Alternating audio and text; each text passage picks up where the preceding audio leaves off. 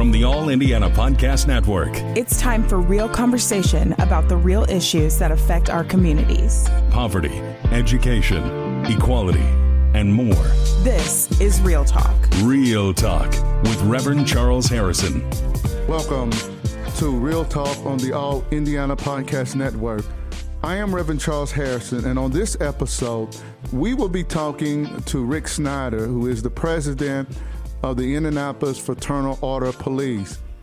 And last night, they took a vote on the candidates that they would support in Indianapolis that was running for both mayor and city county council. And last night, for the first time in the history of the Fraternal Order of Police, they elected not to endorse any candidate for mayor. We're going to talk to Rick Snyder about that on this episode of Real Talk. Welcome. This is Reverend Charles Harrison with Real Talk today. Thank you so much for joining me, and I hope you are having a good day today.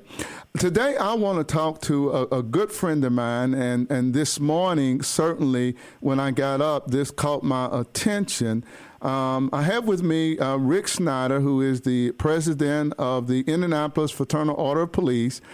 And this morning when I woke up and I was going through Twitter or X, whatever you call it now, I noticed that the Fraternal Order of Police voted last night not to endorse either of the two mayoral candidates in Indianapolis, current Mayor Joe Hogsett or the challenger, Jefferson Shreve. So it really intrigued me and caught my attention, and I wanted to talk to Rick Snyder about that today. So welcome, Rick. Well, thank you for having us. Listen, kind of talk through that whole process of how the F.O.P. does it, and you know, y'all's interview with candidates, and then in particular for the mayoral race, what was the process, and how did the F.O.P. members come to this conclusion? Well, thank you for the chance to share about this. The F.O.P. endorsement process is really recognized by most every candidate for office as being probably one of the more, if not the most, but one of the more challenging processes that they go through for consideration of support.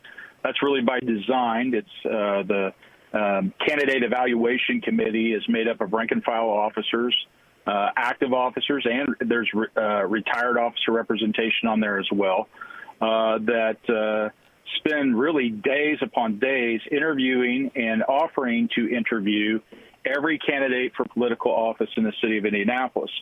And with that, specific to the Indianapolis mayor's race, both of the candidates participated in really a lengthy and in-depth discussion and review with that committee. And both candidates, I'm pleased to share, also made very clear that they very much wanted the support of the F.O.P. Through that process, all of that research is done. The findings of that committee are then presented to the membership of the Fraternal Order of Police, and then in a meeting of our lodge, our membership votes on how to proceed. Relative to this specific race, it was a very interesting outcome, which is that the Indianapolis Fraternal Order of Police chose to vote no endorsement for the Indianapolis mayor. And Rev, I have to share with you, that's the first time that we know of that's occurred in decades. Wow. Maybe even ever, where the F.O.P. has remained neutral in such a significant race in our city. Well, I don't remember that in my 30 years that y'all were neutral, when it came to a mayoral race, and y'all didn't endorse a candidate. What were the reasons when it comes to both candidates, why there was no endorsement this time? Well, I think first and foremost, I think we have to reflect on what kind of message does no endorsement send. I think no endorsement can say just as much, if not more, than endorsing a candidate at times. And in such unique and challenging times that our capital city finds itself within, I think it's conveyed a very strong message to not just the voters and residents of Indianapolis, but really Hoosiers throughout the state of Indiana on what is really going on here in our city. I think it also demonstrates that the endorsement from the Indianapolis police rank and file is not just given. It has to be earned, and neither candidate earned the FOP stamp of approval in this process. Now, so, as you have asked, why is that? Well, I think there's a few things.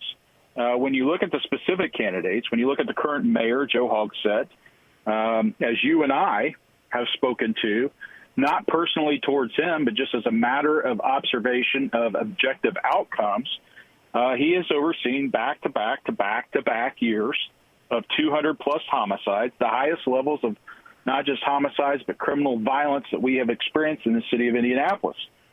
And I know for a fact, because I have personally, individually, and directly on behalf of our membership, literally begged and pleaded with the mayor to use the bully pulpit of that office, the power of the 25th floor of the city-county building, the highest elected official in the city of Indianapolis, the county of Marion County, to highlight the broken system of criminal justice in this revolving door. Now, Rev, you know this. Your listeners know this from our previous discussions.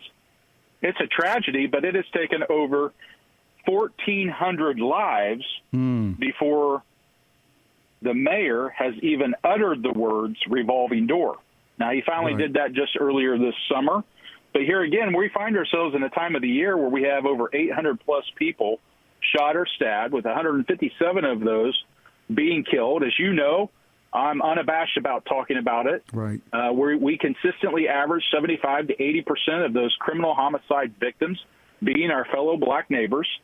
And that's an average of 3.22 people being shot or stabbed every single day this year. And we're averaging a homicide every 39 hours in our city. Wow. And what we have seen is a lack of public support from the mayor when it comes to supporting and backing up our police officers in their time of need. Our officers are women and men. They're our fellow neighbors. They're out here proactively committing themselves full time to not just protecting the city of Indianapolis, but serving the city of Indianapolis, their fellow neighbors. But I can tell you our officers have felt like that they've been left as political scapegoats for the policy and governance failures that we've seen throughout this city. Wow. Yeah. I know it's a lot to absorb. It is. You know it is. And Reverend, I think it's important to have this discussion because it was a salient issue that continues to come up, not just amongst our membership during this consideration of who to support or whether to support. Right. But it's a salient point that I still continue to hear from officers that are on the front lines, in the neighborhoods, in the alleyways, out here in the streets and in our homes, serving our communities. They consistently go back to the trauma that was experienced and the scars that still exist within the policing profession from the riots in 2020, the less than forthright report that was issued following the riots, the fact that officers have been forced to defend their lives and then they're faced with persecution that's really done under the guise of criminal prosecution. Here again, the mayor, these are his employees. Right. He could be standing up and saying, wait a minute. We understand that there needs to be due diligence and good transparency and review anytime an officer uses force, especially when that force can result in death. Yes. But I have women and men out here that are working under my direction that are risking their lives. They're being confronted with force that can take their life, cause their death. And I have something to say about that. And that has not been occurring. Now, if you want to change gears to Jefferson Shreve, I think it's important for people to know the FOP was very open to the possibility of a viable alternative. We did our due diligence to explore that. We thought we were going to get a candidate that would be focused on back-to-basics approach. But I have to tell you, in a lot of respects, we heard talking points, but not a lot of depth to back up those points. Okay. That's not directed at the individual, but it is directed at the policy positions, and that's up for fair consideration. In neither one of these instances are we questioning the character of the individual involved, but we are forthrightly making good faith judgments about past performance being predictors of future performance. Okay. And we just didn't have convincing positions on a lot of the issues, especially on the retention crisis that we're facing with our officers. anyone who's going to be in this position for the next 4 years has to lead the effort to pull out all the stops to do whatever it takes to retain the seasoned professional police officers we currently have so that we can attract and recruit new young officers into the profession and into the city. And we just couldn't get a solid position on those issues. I think it's important to share this. Even though there was no endorsement, we're still focused on the opportunity for one or both of these candidates to get back on track, to really take a moment. Hopefully, what we're hoping is this got the attention of the politicians and also the voters. And we have two candidates that push pause and say, rather than trying to argue or be critical of the FOP for their position, perhaps we should try to understand why they came to this decision and how do I change course to earn the support of those officers. Because when we're doing that, when officers are saying, hey, this is the way to go on policing matters, you can bet the vast majority of our community feels the same way. Rick, and hopefully we can get to that point. Rick, when it comes to Jefferson Shreves, curious about conversations you had with him maybe prior to meeting with the committee within the FOP and some of the positions that he has taken. I know the whole issue of gun control, which sounded similar to what Hawks had proposed, was a major issue with some within his own party. Was that concerning to the FOP? His position, which was similar to what Hawks had proposed concerning gun control, the legal age of when someone could carry a gun from 18 to 21, and permitless permits. Absolutely. I mean, when the mayor introduced this proposal, we made a very strong and lengthy public statement, written public statement in response to that. People say, why all the effort? Why such a long statement? I made it very clear. We were preserving the record. If you'll remember, Reverend, I said back then, put a bookmark on this statement because we're going to come back to it time and time again, I fear, because of these positions. Okay. And what we said in that is that the mayor was taking an if-only approach by proposing unenforceable and inconsistent ordinances that conflicts with the United States Constitution, the Indiana State Constitution, established law, and court precedent. No police officer can knowingly or intentionally put themselves in the middle of that or support such a thing. Now, it wasn't just us saying that. That's been proven by established case law where court after court has affirmed that the things that the mayor was proposing, he cannot do. Okay. So I did have the opportunity at Mr. Shreves' request to meet with him so that he could hear some of the policy positions, but also the perspective of our police officers and what we thought on some of these issues. And it was during the same exact time, and I made clear to him, listen, what the mayor just proposed, do yourself a favor and stay away from that.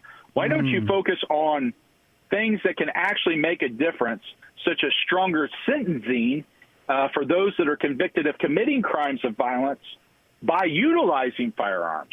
Go that route. Perhaps we seek higher bonds, or even like's going on at the State House right now, changes to the state constitution to allow for no bonds when crimes involving guns are alleged, especially if it involves a repeat offender. Okay. So what we said is you've got our position on this is you have to uphold the Constitution, preserve the law, and ensure equal protections for all Hoosiers. There is no you have a certain set of rights as a resident of this state, except for if you're in the capital city. That can't occur. And people say, well, we're just talking about guns. The question from officers is, where does that end? Right. What about when somebody says we want to change your right to free speech when you're in the city of Indianapolis versus somewhere else in the state, or any other basic fundamental constitutional right? And so we had this candidate, Mr. Shreve, instead of pursuing the path that we had suggested, he simply doubled down on the mayor's gun proposal and made it clear that it was really a political calculation.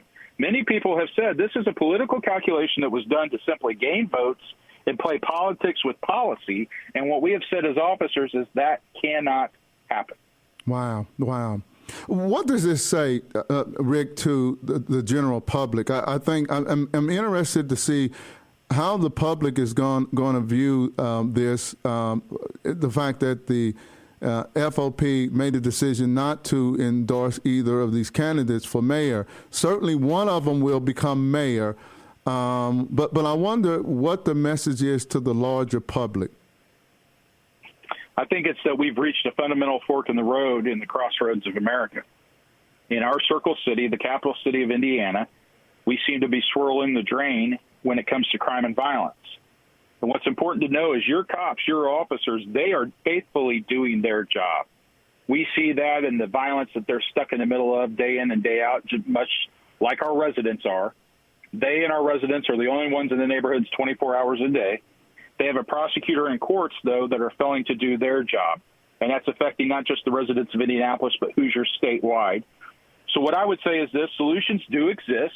We have to close the revolving door, and we also have to take assertive steps on enforcing the law. When people commit acts of violence, they need to be separated from the law-abiding, hardworking residents in the community, especially our children and the elderly. They need to be protected from that. And what do we see? Our children are being victimized at rates the likes of which we have never seen. Female homicide victims through the roof as the result of domestic violence, lack of intervention by the courts. So hopefully this is a wake-up call, but I hope that folks also understand this. The professionals, the professional police officers within the FOP, we stand ready to work alongside anyone who is willing to put people and policing above politics in the city of Indianapolis. So we just need one of these candidates, or whoever wins this, we need someone to boldly stand up for victims, the hardworking, law-abiding residents, visitors, and quite frankly, our region and our entire state is depending upon it. This is Real Talk with Reverend Charles Harrison, and my guest today is Rick Snyder, who is the president of the Indianapolis Fraternal Order of Police. Rick, what has been the response today from officers who may not have been at the meeting last night, but heard about it today? Have you had any feedback? Yeah, I just had the opportunity to attend an event where probably close to 150 police officers were in attendance that work the middle shift. They take a ton of runs, and they were out protecting their community last night while we were having this meeting. And we were there for a different event, but the response was they applauded when they heard what took place last night. And here's why. Okay. Because it was based on principle. Okay. And it was also a stand that we took for the very residents that we swear to serve and protect. And they get what's at stake here. And I think this whole thing sends a simple message, really not just to the politicians, but quite frankly to the political parties, the politicos that are behind the scenes, that you need to do better. And that political posturing has ran its course in Indianapolis. And we need a leader, not a politician. We need a leader who sets politics aside, gets in the game, and recognizes that people are hurting, people are suffering, and people are dying. And it's time to change course and get this city back on track. So when the decision was made last night, before you made it public, did you have a chance to talk to both candidates? That's important to me. I feel it's a matter of character to reach out to candidates who took the time to answer our questions and to notify them of the decision first. I was able to do that with both candidates. Both of them were very gracious and professional about it. I think it's fair to say that both understood the position of the officers and their families. Obviously, no one likes bad news when it's something that they're wanting to accomplish. Right. However, I think they received the message loud and clear, and I think they know that we're willing to move forward, but we got to do it on a different path. We got to chart a different course. And maybe just hopefully we see some kind of a change or a strengthening in that discussion between now and Election Day.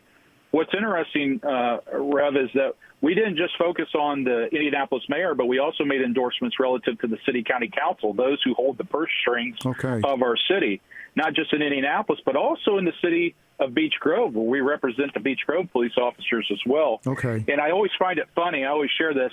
You've seen it over 30 years. During endorsement time, if we endorse a Republican candidate for mayor or office, we're accused of being a right-wing organization. Okay. And then when we endorse a Democrat candidate, like we did Joe Hogsett the past 2 terms, by the way, we were accused of being a left-wing group that only supports Democrats. And so I always find it interesting to look at the outcomes, as you know. And for the Indianapolis City County Council, I think the numbers are we endorsed 8 Republicans and 4 Democrats. Okay. But in the Beech Grove City Council, we endorsed 7 Democrats and 1 Republican. Wow. So I think what you find is we're evenly balanced. We don't really pay respect to the parties as much as the people that are running for office.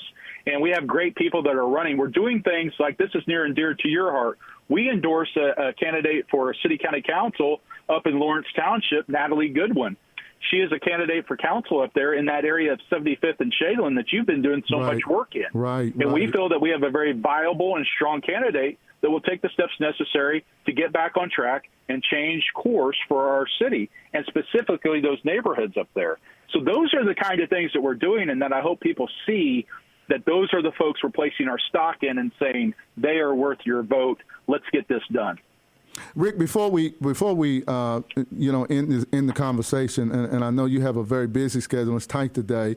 We're at 157 homicides. As you said earlier, over 800 people have been shot or stabbed. What is it looking like this year? And are we on a path again for the 4th year in a row of 200 plus homicides? And where are we at as a city? Well, the short answer is yes. At the current pace that we are on in these, as you know, I mean, we analyze these statistics and the trends, not just periodically, but daily. And at the pace that we're on this far into the year, I don't see any way that we do not exceed 200 homicides this year. The question now is by how many, right? And the fact that this has seemed to become a new normal, I think what that should do simply, that alone should shock the conscience of anyone in this city, especially folks that know that we have been below 100 homicides before, that it's doable and we can do it again, and that there is no way anyone would ever dream that 200 plus homicides would become a normal thing in this city. And I think it's important that we can't fail to remember the humanity behind all of this. These are women and men, mom and dad, sisters, brothers, aunts, uncles, sons and daughters that are having their lives snuffed out in our city. And it's coming to a point where many people are shrugging it off and looking the other way, especially our elected officials. That cannot happen, and that cannot stand. So I just hope and pray that folks continue to soften their hearts, turn back to God. I would highly suggest we invite him back into the equation and the situation, and that our answers are ultimately going to come from him, not from our fellow man that we elect into office. And when we get some elected officials that recognize that, I think we'll be on a path that is very different than where we find ourselves right now, God willing. Rick, thank you so much for joining me today and kind of, filling in for those of us who don't understand the process. And certainly it was very enlightening today concerning the process that the FOP has when it comes to, endorsing candidates in Marion County, in Beech Grove, Indianapolis, and certainly in the council seat in the Lawrence area. Thanks so much for joining me today, and I look forward, certainly before the year ends, for us to have another conversation as to where the city is at that point, and as we move forward, and then we'll probably have a new mayor by then, and to kind of talk about the future. Thank you, my friend. God bless you for all that you do. All right, thank you, my friend. Have a great day. Thank you so much for those of you who have been listening today to my conversation with Rick Snyder. I find it, really interesting because in my 30 years of being here in Indianapolis, I don't ever recall the FOP not endorsing one of the mayoral candidates for mayor. And I think it says a lot about the concern that the police department has about, the proposals that both mayoral candidates have, whether or not they're really going to help in addressing this public safety crisis in the city of Indianapolis. So I'm going to be curious as to how both candidates respond to not receiving the endorsement from the FOP. Will they make adjustments in their policies when it comes to public safety in the city, to consider the concerns that law enforcement has as they are trying to consider the concerns of all the residents of Indianapolis, because certainly, we all want to see a safer and a better city in Indianapolis, where we certainly have less shootings, less stabbings, less homicides, and less murders, in the capital city of Indiana. So I want to just thank Rick Snyder for joining us today on Real Talk. And I say that to those of you who have been, a part of Real Talk, thank you so much for supporting this. I really try to deal with the real issues that affect our community here in Indianapolis and certainly around the country. I try to be honest. I try to bring people on, and I got more people coming from different sides about these issues that sometimes there's a lot of difference of viewpoints and opinions about. But I believe we ought to have this discussion, and particularly I'm very concerned, as many of you know, about the issue of violence. It is my passion, the whole issue of urban violence and its impact, particularly on communities of color, particularly on the black community, when, any year we are probably 75 to 85% of the victims. And certainly that is concerning to me. And the fact that things seem to be getting worse than better is a concern. So I'm concerned about what police see as solutions, what residents see as solutions, and what our elected officials see as the solutions. And I'm just hoping that in the future we have better collaboration taking place with City Hall, with the prosecutor's office, with judges, with probation, with the business community, all law enforcement agencies, neighborhood associations, community groups, or what we call grassroots organizations, and faith-based groups like what 10 Point does, so that together we can tackle this issue of urban violence.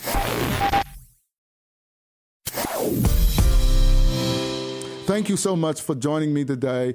I ask that if you would so help, not just listen to this podcast, but I ask that you would subscribe to it, the podcast, and share it on Facebook and Twitter, so more people can hear the conversations that we're having.